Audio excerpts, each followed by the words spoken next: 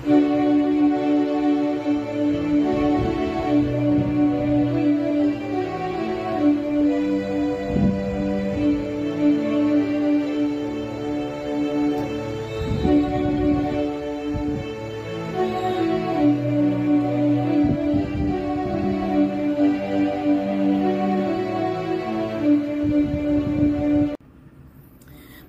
gabi po sa bawat isa sa atin. Muli po ay welcome sa ating quiet time.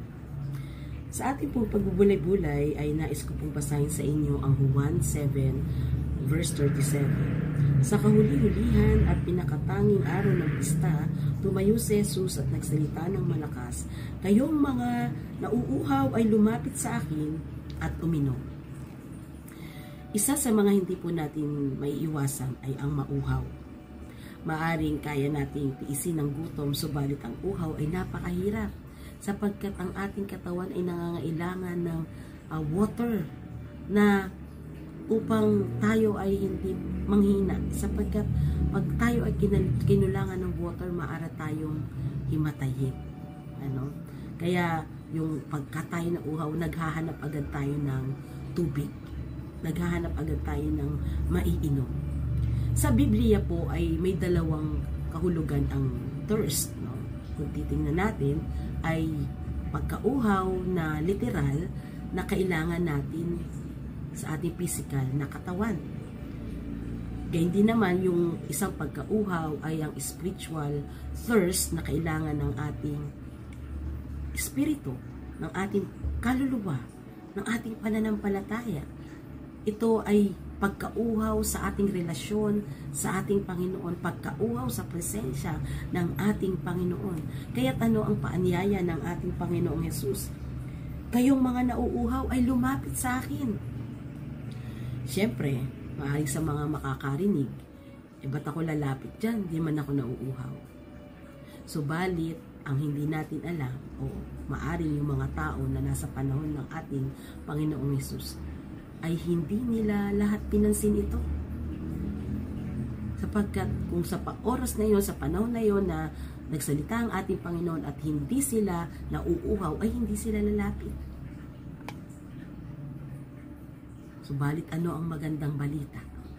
Ang magandang balita, ang inaalok na tubig na maiinom ng ating Panginoon ay tubig na hindi na tayo mauuhaw. Ito ay ang pananampalataya na kung saan susi sa ating relasyon sa ating Panginoon. Kung ayaw nating malayo sa Panginoon, ang kailangan natin ay lumapit at uminom ng tubig na kanyang iniaalok. Tayo ay uminom sa biyaya ng ating Panginoong Hesus. Maaring ngayon, literally, hindi ka nauuhaw.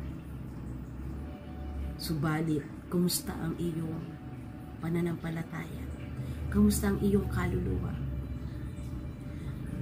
Tayo ay inaasahan ng Diyos na patuloy na lumapit at lumakad sa biyaya ng kabanalan at kalwalatian ng ating Panginoon, na kung tayo ay nananalig sa Panginoon, lumapit tayo ng walang pag-alinlangan. Kung ayaw nating mapalayo sa Panginoon, lumapit tayo sa Panginoon at tanggapin at damahin natin ang kanyang yakap, ang kanyang iniaalok sa atin na buhay na walang hanggan, ang buhay na magbibigay sa atin ng kaganapan ng buhay.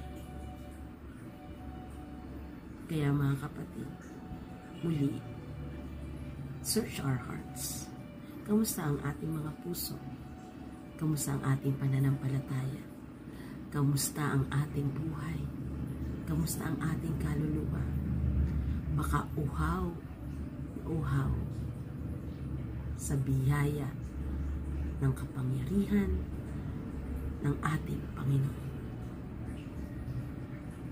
Inihintay ka ng Panginoon na lumapit sa Kanya.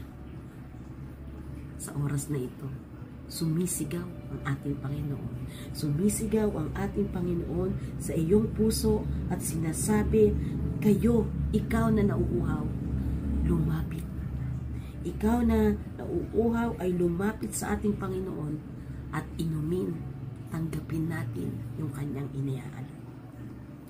Ito ay mangyayari Kung tayo ay mananalig ng buong puso, walang pag-alinlangan, na ang pananampalataya natin ay ipagkakatiwala natin sa ating Panginoon.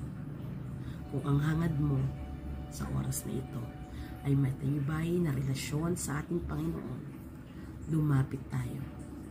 Lumapit tayo ng buong puso, nang may lakas ng kapangyarihan ng ating Panginoon sa biyaya ng Kanyang banal na Espiritu. Tayo manalangin. O Diyos na makapangyarihan sa lahat, salamat sa tubig na iyong iniaalok, na kung saan ito yung tubig na kapag tinanggap namin, hindi na kami mauuhaw, bagkus kami ay makakaranas ng buhay na walang hanggan. Kaya't sa oras na ito, sila man po na nakikinig ngayon, na nakasubaybay ngayon, ay naghahanap ng katugunan, may mga pag-aalinlangan, buksan po nawa nila ang kanilang puso sa inyong kalwalhatian, O Diyos, at tanggapin kanila sa kanilang buhay. Panginoon, maranasan po ang transformation, maranasan po ang buhay na walang hanggan, maranasan po ang biyaya ng iyong pag-ibig sa buhay ng inyong mga anak, na nawa, O Diyos, sa mga oras na ito ay mapawi ang lahat ng pagkauhaw, mapawi ang anumang pagkauhaw sa kanilang buhay espiritual, kundi lumago sila, pagkauhaw sa relasyon sa inyo, Panginoon Diyos, at nawa, O Diyos, magbunga ng paglilingkod yung relasyon na meron kami sa inyo. Salamat po, Panginoon, sapagkat hindi ka nagsasawa sa amin. Salamat, Panginoon, sa iyong dakilang pag-ibig sa amin. Maghari ka po sa aming mga buhay. Maghari ka po, Panginoon, sa buhay ng iyong mga anak. Salamat po, Panginoon. At ito ang aming panalangin sa tanging pangalan lamang ni Jesus. Amen at amen. Patid, nauuhaw ka man o hindi ka nauuhaw, literally, ikaw ay inaanyayahan ng Panginoon na lumapit sa kanyang kalwalhatian at hindi ka na mauuhaw kailanman. God bless everyone.